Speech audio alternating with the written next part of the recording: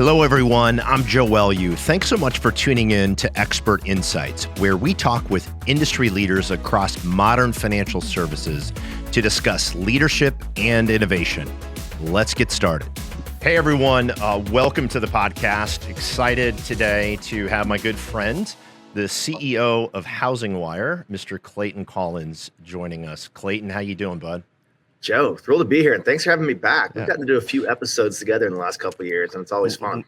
It's always fun, man. You obviously have an incredible vantage point as the CEO of HousingWire for all things housing, such a major, important component of the U.S. economy and certainly on a lot of people's minds as it relates to lending in the real estate community.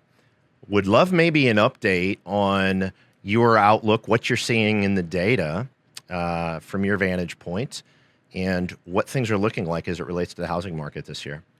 Yeah, appreciate the frame there. So the fun part about my job as CEO of HousingWire is I'm not the journalist, I'm not the data analyst, but I get the chance to talk to some of the smartest analysts and economists and journalists and help build a business around these different information and knowledge points. So our mission and strategy at HousingWire is to deliver housing professionals with the full picture. And that's business journalism, it's data, it's research, it's different multimedia formats from podcasts to video and live events. And our goal in this effort of providing the full picture is to make sure housing professionals and mortgage and real estate have the information that they need to make decisions and grow their businesses. One of the common threads that we've seen in the last few years, and this might sound very obvious, is that a lot of mortgage news focuses exclusively on the practice of lending or the practice of servicing, and real estate as the same thing going on. But the thread that ties this together and the full picture really hinges around housing market data and housing market intelligence. And it's really some of the trends that's happening in housing that drives origination volume and sales volume on the real estate side. So 2 years ago, or not even 2 years ago, barely a year and a half ago, we acquired Altos Research to start bringing in housing market data into our journalism and research. And that's helped us build out an entirely new skill set in understanding active market, real-time information that can drive action and intelligence for housing professionals. So been maniacal about tracking active market information. And every single week and every single day, we're analyzing new listings, pending listings, how fast things are moving, where there's price increases, where there's price decreases. And these are the trends that actually give us a little bit of foresight into what's going to come ahead, Joe. So one of the trends that we've been watching, kind of on the tip of our chairs, like just waiting to start to see data cooperate, is the total number of active listings in the US. And I'm really excited that after weeks and months of that data line not really cooperating with us, we're starting to see a trend that is positive. So for 18 weeks in a row, we've seen the number of active listings in the US start to inch up. And each of those little inches forward, that little incremental add of active inventory, it adds up. So here we are entering March 2024, and we have active inventory in the US. It's 19% higher than 12 months ago. Now, so why that's a meaningful amount of inventory. And if you're talking to any of the practitioners, the professionals out in the trenches, you realize that we have an inventory problem or have had an inventory problem. And I would say that's been, for a lot of people, it's been a bigger issue than even rates. Even at current rates, there's more demand than there is supply, at least from a lot of the organizations we talk with. And is that your point of view as well? Absolutely. Now, there's a few different, we'll talk about demand in a minute, but as we talk about supply, even at this elevated level, 19% higher than last year, historically, like it's not great. Yeah. Like when we rewind to before COVID, and we kind of peaked out in inventory, at least in a last 5 or 6 year measure, in August or so 2019, where we had about 1 million active listings in the US. And today, even at 19% elevated over 12 months ago, we're still just shy of 500,000. So we're at So we're half the pre-COVID. inventory level that we'd like to see.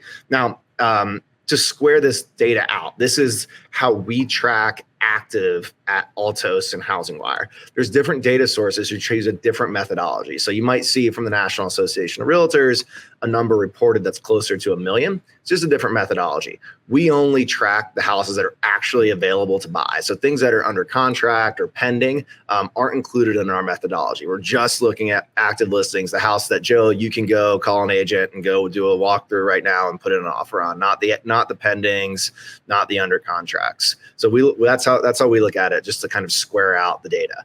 So historically, if we go back even further, the housing market has really performed at its best. And we say at its best, it is a market. So we want to see a certain level of listings that transcribes or translates into a certain number of sale sides and origination volume for mortgage, while also maintaining a modest amount of upward pressure on home prices.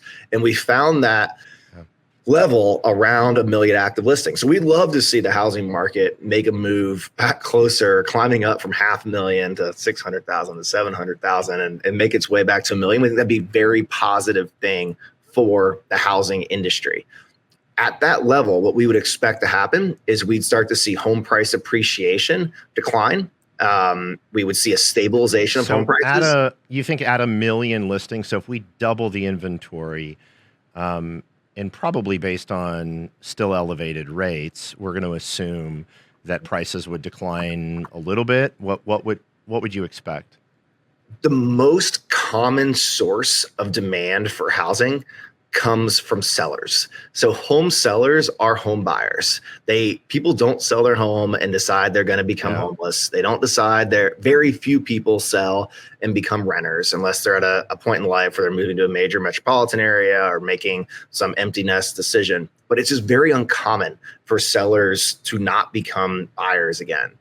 So if we were to see, as we see inventory elevate, that helps create more comfort in home owners to list their homes and be confident they're going to be able to find the next home they're looking for. I'm not going to be homeless. I can find a place to live, right? Exactly. And one of the things we've heard a lot about, and I would see if you agree with this, there's a whole lot of people in these houses out there that are absolutely just holding their breath, want to move, but just can't get out of that. Don't want to make that leap from a 3% interest rate or whatever they have. That's one part. And the other part is there's just not great options out there.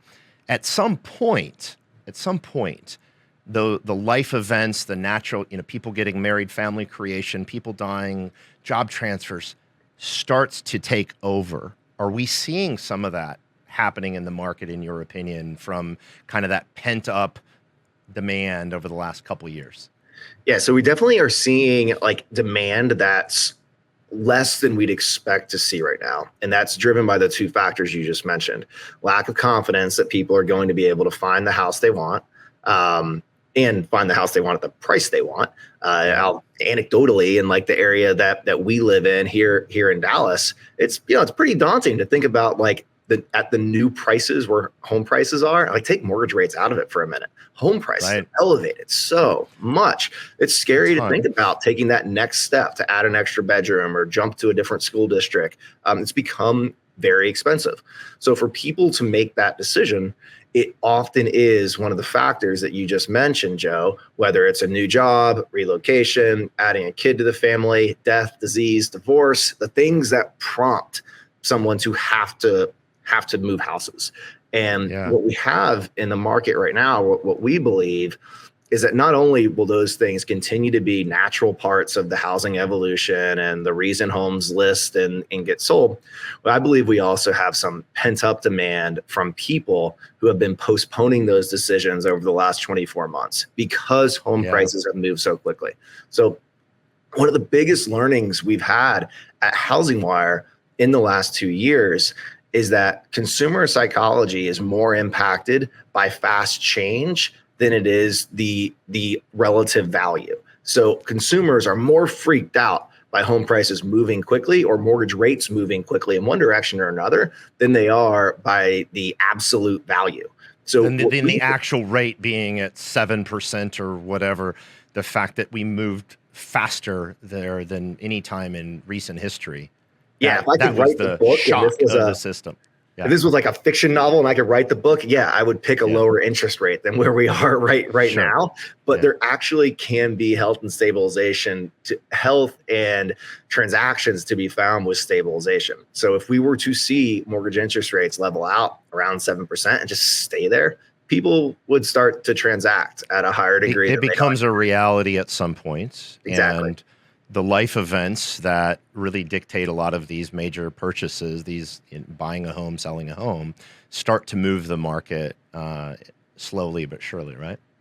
Absolutely. And we talk about this, and I think someone who's jumping in late to the conversation could be confused that we're saying the market is locked up right now, but it is not. Like, transactions are happening. So at HousingWire, we have the opportunity to work with and talk to loan origination leaders, but also real estate brokerage leaders. And in many parts of the country, as we enter the spring buying and selling season, we're back into an environment where many markets have multiple offers and homes are going for over ask. So despite the high interest rate environment, we're seeing a market where there is a category of consumer who is willing to transact.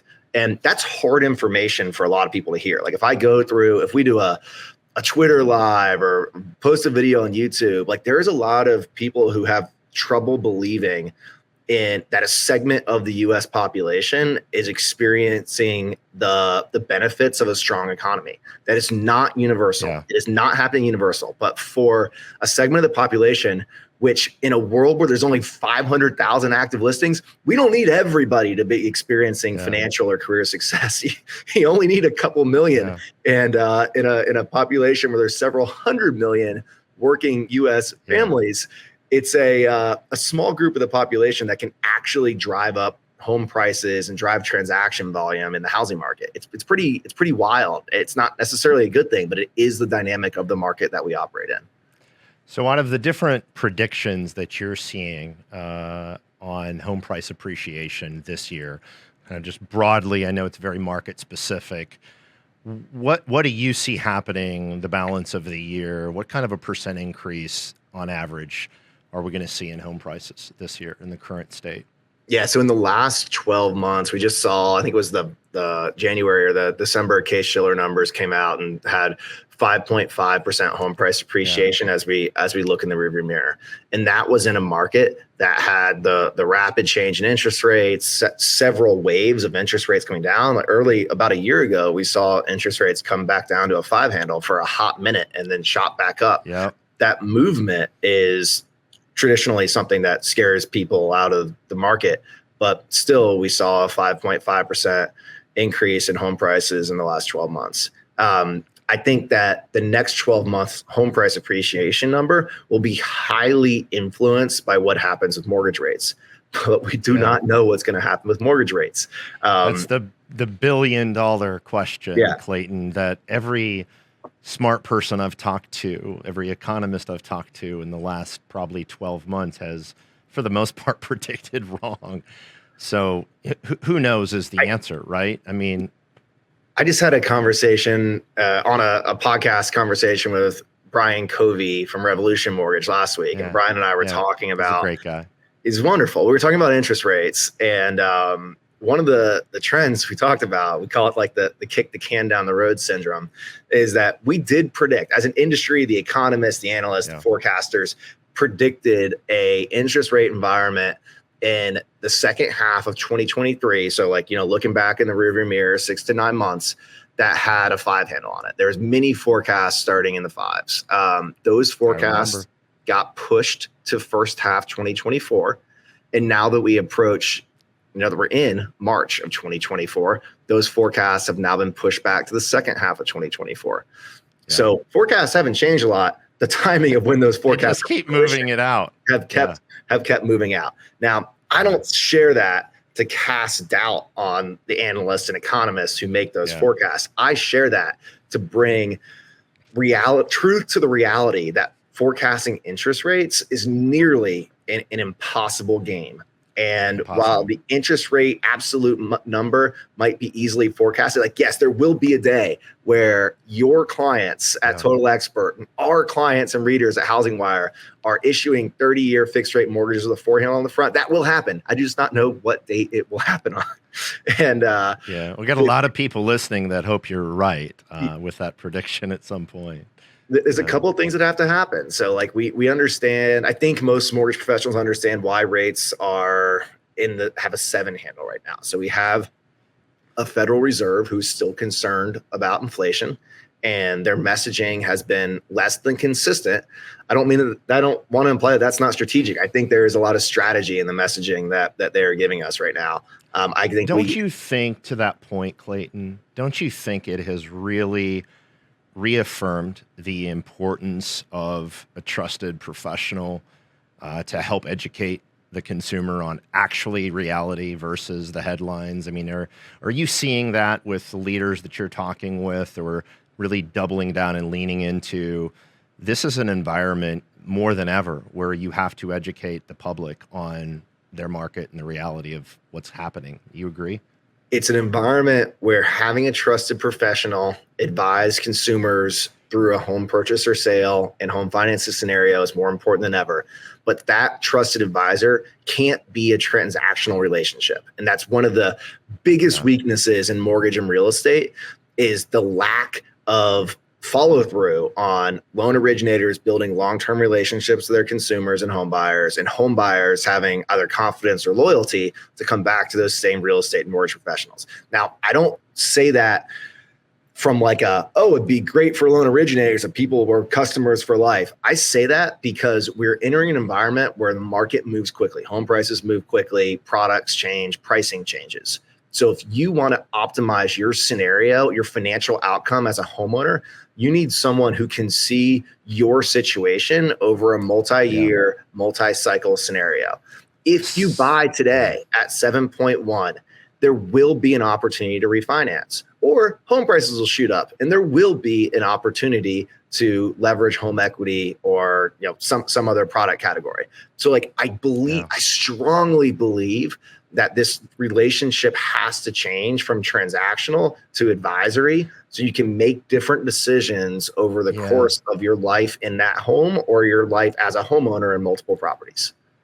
I feel that it's also one of these environments where you're seeing a clear separation in the industry, and probably both. I see more day to day in the mortgage side than the real estate side, but they're so interconnected to where you're really seeing a separation of the professionals, the ones that really take this business seriously, spend a lot of time deeply understanding the interest rates environment, the housing price environments for their market, understanding data and how it ties into that specific customer that they're working with. I see that separating the ones, they're separating from the pack, from the people that, they do 3 or 4 deals a year and they do their cousins and their brothers. And like, let's just ground on a lot of those people just have no business being in the industry, particularly in an environment like this where advice is pretty damn critical.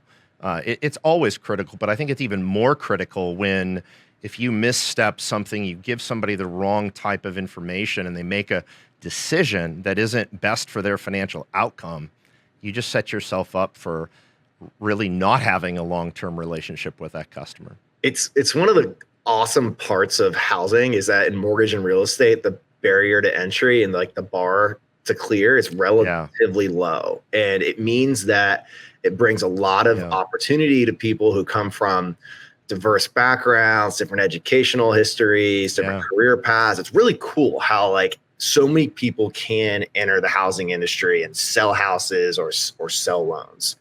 The problem with that is exactly what you mentioned. Like, how bad do you feel for the person who used their uncle or their nephew for their like one of the biggest transactions of their life, and that person only does 2 deals a year?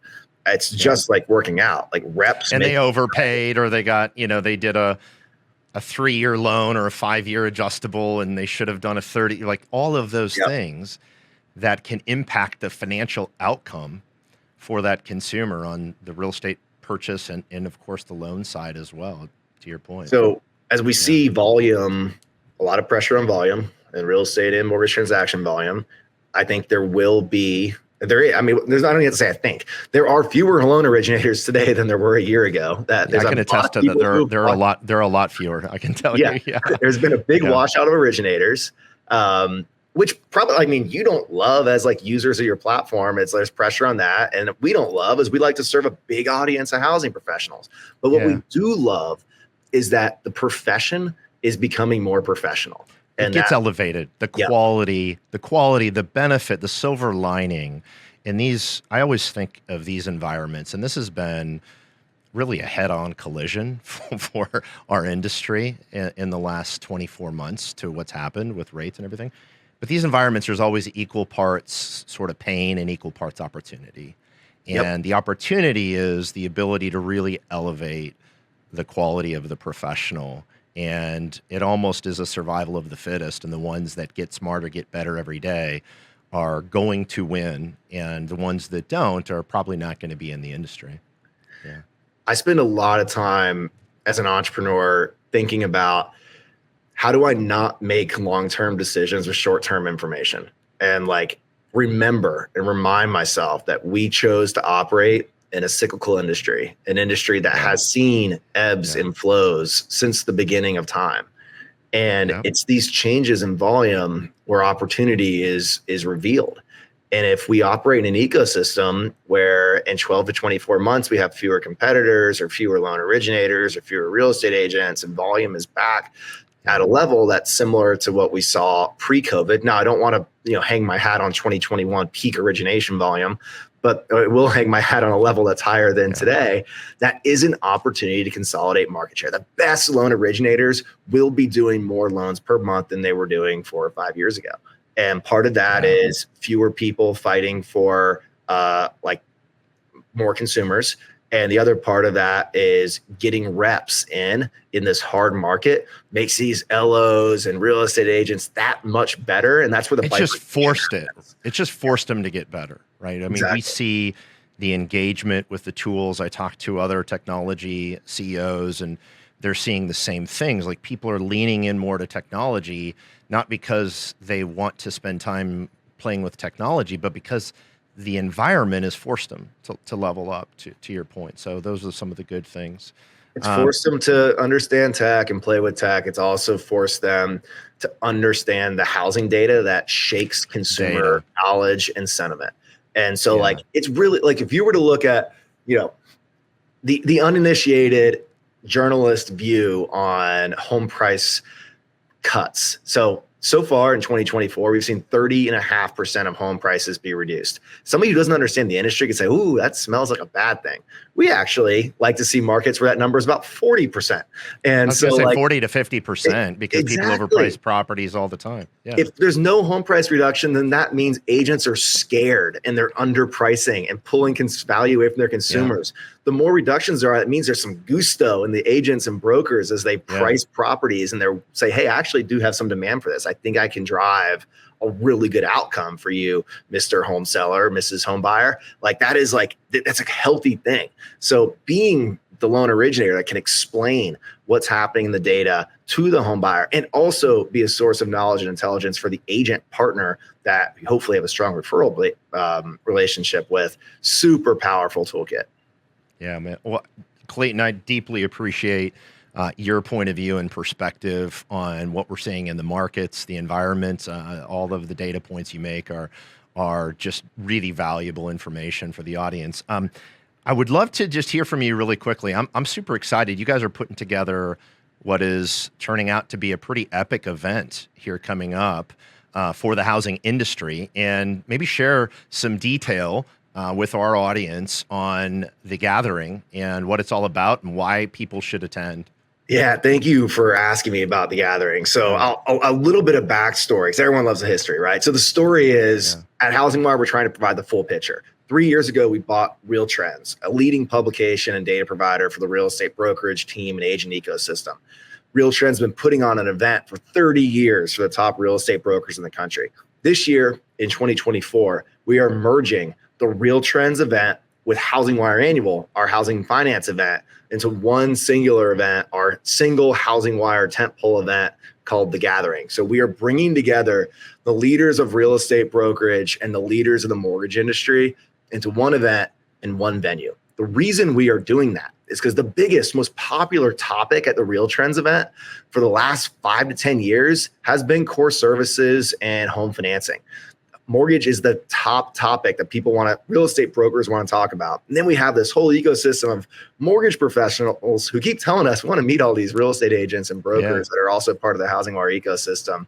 So we're bringing everybody together in Joe's words, this will be fertile hunting ground for both sides to develop business opportunities. So we think it's a strong opportunity for people to learn from each other, network, and hopefully walk away with some ideas and commercial opportunities to build out these purchase pipelines that we know are going to be incredibly important as we look at the next few years in the mortgage industry. Yeah, I mean, let's obviously realize that purchase transactions for so many of the lenders is the key to long-term business, right?